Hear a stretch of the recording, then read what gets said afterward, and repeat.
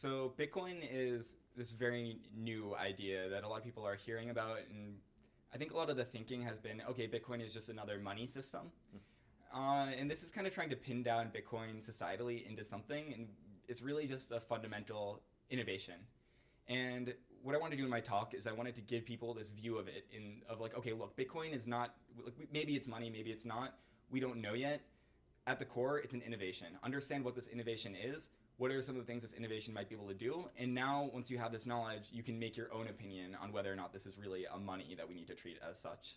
People might have said with the internet that the internet is books, because the internet, in the early days, the internet did have books and that kind of content on it, but it's more along the lines of that the internet can do books. So if you want to have a book on the internet, that is possible, but the internet can do a lot of other things too. Mm-hmm. And in a similar way, Bitcoin can do money, but it's not necessarily money itself, because you can do other things.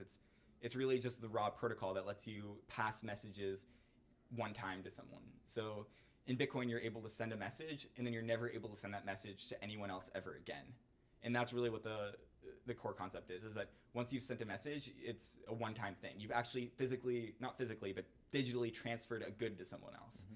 So you can imagine a system where you would want to pay somebody with a digital file. And you're going to do this, and you're going to send them that file, but there's nothing preventing you from sending that file to someone else. And so a lot of what Bitcoin enables is that you can only send this file to one person. And once they own this file, they can only send it to another person later. And it starts to resemble a currency in the way that you can, split these files in two and send half of it to someone. And in that way, it resembles a lot of these monetary systems we have, where you can get change. And indeed, a lot of the terminology is money-oriented. But fundamentally, it's just a way that you can send one-time messages. For anything that you would want only one person to own, you can do this with Bitcoin. So you could imagine that you have a way of transacting stock on Bitcoin. And stock is not really money, it's just a valuable thing.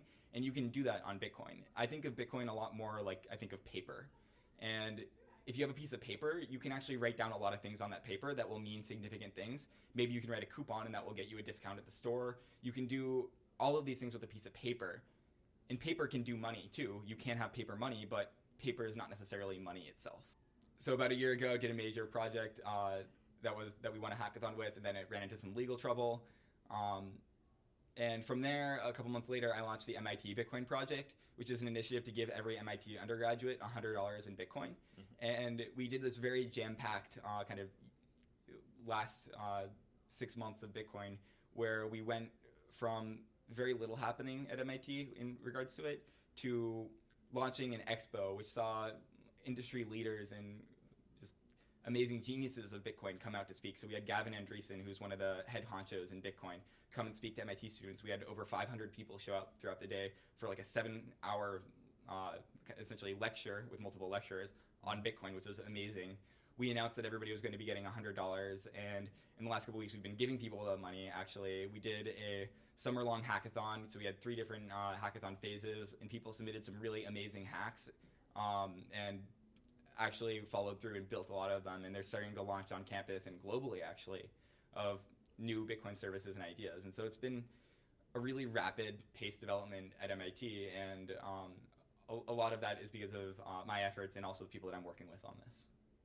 I think that we really don't know where Bitcoin itself is going to go, but I think it's kind of the technology we do know is still going to exist, is that it's unclear whether or not this will ever be a consumer-facing technology. You can kind of draw an analogy to DNS servers in the early days of the internet, is that there was some argument at some point that everybody should be running a DNS server in their basement, and that didn't really happen.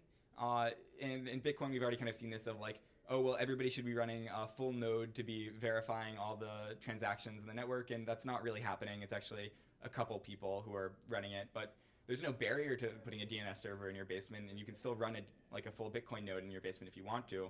It's just a question of, well, who's going to really be doing these things, and the user versus service line really hasn't been drawn too clearly yet. I think value-wise, Bitcoin is probably going to go up because the network effects are so strong of this is the network people are using to do these things. And if you do a kind of back-of-the-envelope calculation on a piece of paper, so if you say like the fundamental unit of Bitcoin is as valuable as a piece of paper because you can write down the same types of thing you could write on a piece of paper, and then you also get like you get a lot of other benefits. It shouldn't necessarily be, because it's maybe harder to create a piece of paper than it is to create the fundamental unit of Bitcoin, but you can do a lot of cooler things with that unit. So even with that rough approximation, you get a value for Bitcoin that is astronomically higher than where it is today. So where should it go value-wise? I don't know. I'm not a sorcerer. Where should it go in terms of our daily use time? So transactional volume, I think, is something that will definitely increase. This is here to stay, and this technology will make its way into our daily life, whether we see it or don't.